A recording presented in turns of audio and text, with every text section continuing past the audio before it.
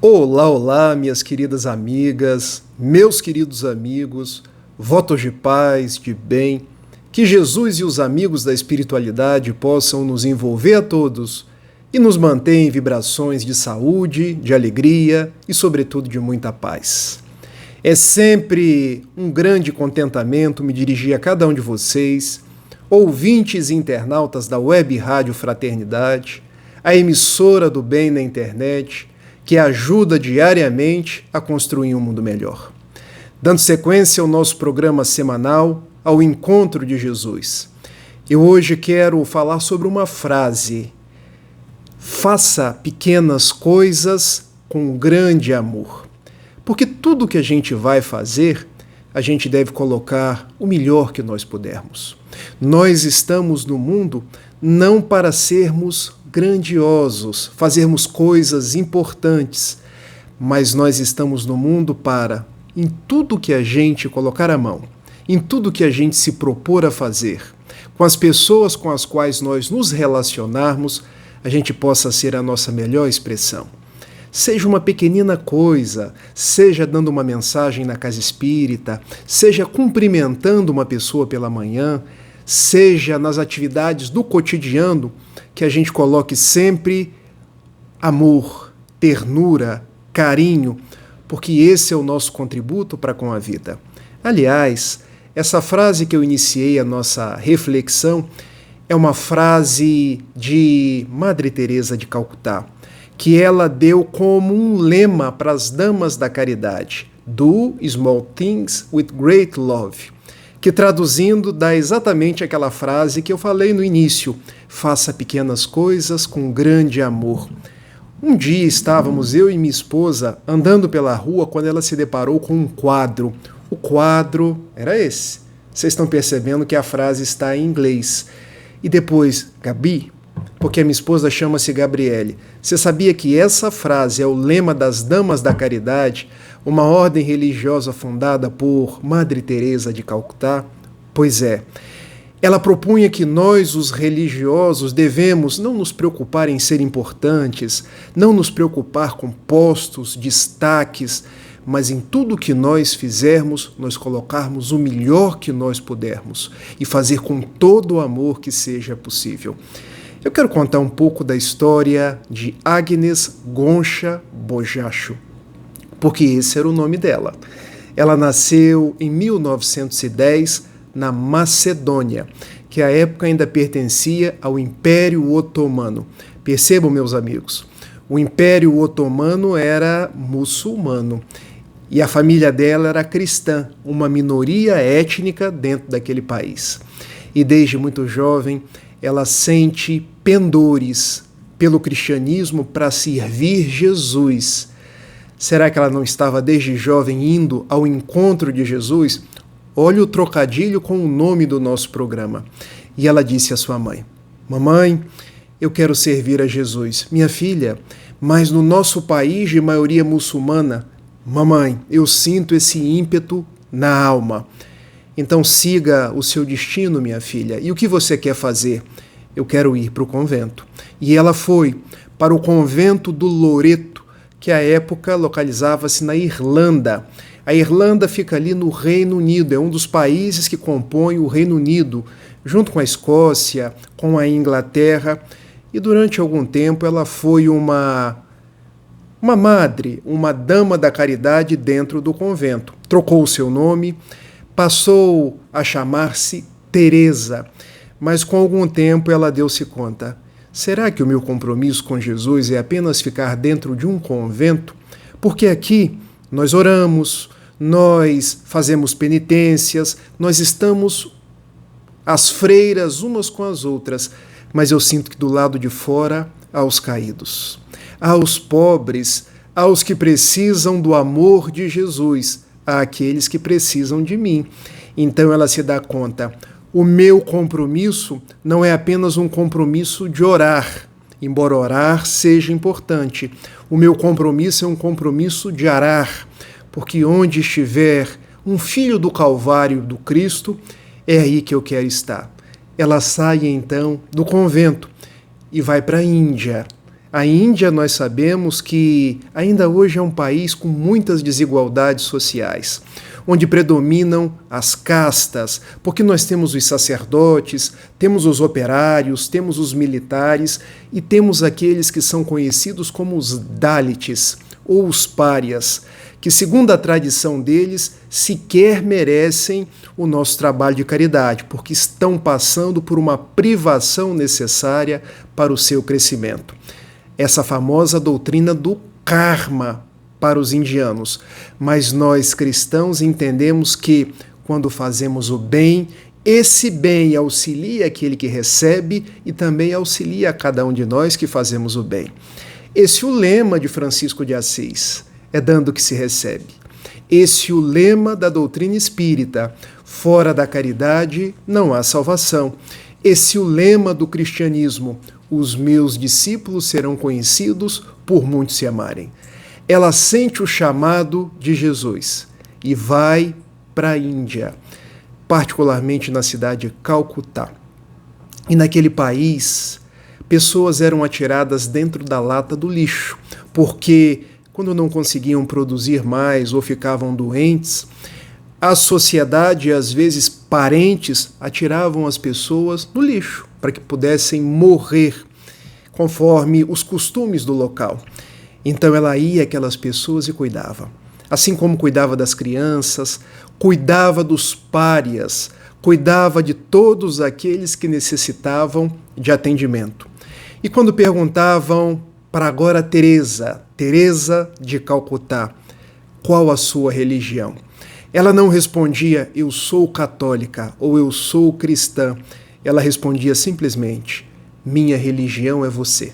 Porque eu encontro Cristo em você, na sua presença. Quando eu puder servir-te, é a Jesus que eu estou servindo. Olha o exemplo de Madre Teresa de Calcutá. E particularmente um dia, quando ela estava numa estação de trem entre Calcutá e Darjeeling, ela olha, havia um retrato de Jesus. E ela sente que aquele Jesus falava com ela. E tamanha era a mediunidade dela que eu acredito que o próprio Cristo chegou ao seu coração e lhe disse, tenho sede. E ela se lembrou do momento da crucificação, quando Jesus pede água porque tinha sede e a soldadesca romana, a serviço de Pôncio Pilatos, passa aloés, uma substância amarga, e dá na boca de Jesus. E ela se lembra daquele instante e se dá conta de que Jesus estaria na pele de cada um daqueles filhos da Índia que tinham sede. E não só que tinham sede, que tinham fome, que eram vítimas da hanseníase, que eram vítimas das minas terrestres. E ela sai a servir. Porque nós estamos no mundo por um compromisso de amor. Reúnem-se a ela outras mulheres que dedicam-se à vida cristã, à vida de auxílio ao seu próximo. E de várias partes do mundo começam a congregar-se outras pessoas. A própria princesa da Inglaterra, Lady Di, tem a oportunidade de ir à Madre Teresa de Calcutá em uma de suas viagens e pedir-lhe, deixa-me ser uma de suas damas da caridade. Esse encontro é registrado, tá, meus amigos? E ela responde a Lady Di, não, você é uma princesa. E você pode servir a Jesus onde quer que você se encontre. Ajude com o seu prestígio. Ajude com o seu dinheiro. Ajude, porque enquanto eu estou aqui na Índia, você pode viajar, falando do bem, falando da paz. E qual a mensagem que a Madre deixa para cada um de nós? Onde nós estivermos, nós podemos ser as damas ou os cavaleiros da caridade, fazendo o bem que estiver ao nosso alcance. E assim ela reúne um grande número de pessoas para trabalhar com esse projeto. Do small things with great love. Faça pequenas coisas, mas com todo o amor que você puder. Quando apresentar-se um ranceniano, cuide dele, porque usualmente são pessoas esquecidas, abandonadas. O que na maioria das vezes eles querem é afeto, é acolhimento, é atenção. Quando apresentar uma pessoa com fome, antes de falar do Evangelho, dê um prato de comida, porque saco vazio não para em pé. É de Madre Teresa de Calcutá a solução para um problema que muitos de nós nos debatemos ainda nos dias atuais. Quando se lhe propõe, mas madre, será que ao invés de dar o peixe, nós não deveríamos dar a vara para que as pessoas aprendessem a pescar? E ela responde, meu filho, a gente precisa de fato ensinar as pessoas a pescarem, mas alguns não têm força sequer para segurar a vara. Então, primeiro a gente alimenta. E estando a pessoa guarnecida do alimento, a gente ensina a pescar para libertar essas almas para Deus. Essa foi Madre Teresa de Calcutá, que, por certo, leu o Evangelho de Jesus na versão de Mateus, capítulo 16, verso 24, quando Jesus nos convida. Quem quiser vir após mim, que tome a sua cruz e me siga. Porque quem quiser ganhar a própria vida, perdê-la-á. Mas quem perder a própria vida por amor ao meu nome e ao Evangelho, terá ganhado um tesouro no céu. Essa é uma simbologia, porque ela saiu da Macedônia. E depois, indo para a Irlanda, ela sai do convento e vai servir as pessoas. Esse é o chamado para cada um de nós. Fazer tudo o que nós pudermos com todo o amor que nós tivermos. Meus amigos e minhas amigas espíritas, este é o tempo, esta é a nossa oportunidade. Que nós nos entreguemos ao prazer de servir. Não precisa ser grande coisa, porque às vezes as pessoas acham que servir o Cristo é apenas fazer uma palestra, ou apenas servir na mediunidade. Mas se eu não sou palestrante, eu posso abrir a minha boca para dar um bom dia, para falar uma palavra de alevantamento àquele que sofre. Se eu não sou médium que escrevo uma mensagem de Bezerra de Menezes, eu posso escrever um bilhete e entregar a uma pessoa depressiva, ainda que esse bilhete seja com os meus próprios recursos. Se eu não sou um médium de efeitos físicos, dando possibilidade de que fluidos curadores saiam de minhas mãos, eu posso levar cestas básicas àqueles que sofrem, e eu serei o médium do bem. Eu posso fazer orações pelas mais diversas pessoas, mas sempre com todo o amor que eu conseguir realizar. Em 1979, Madre Teresa de Calcutá ganha o Prêmio Nobel da Paz. E ao receber o prêmio, ela redargue, mas por quê? Eu ganhei um prêmio apenas por cumprir a minha obrigação de cristã. Em 1997, ela vem a desencarnar, deixando um grande legado de que nós estamos no mundo para servir a Jesus, para nos aproximar do Evangelho e onde estivermos ser sempre a nossa melhor expressão. Vali-me do exemplo de Madre Teresa de Calcutá para dizer que você, querido amigo da Web Rádio Fraternidade, pode sempre dar algo de ti. Pode sempre realizar algo de positivo, ajudar alguém. Não precisa ser nada grandioso, mas que seja algo vindo do seu coração. Termino com os versos de Fernando Pessoa, quando ele assim elucidou. Para ser grande, sê apenas inteiro. Põe quanto és no mínimo que fazes.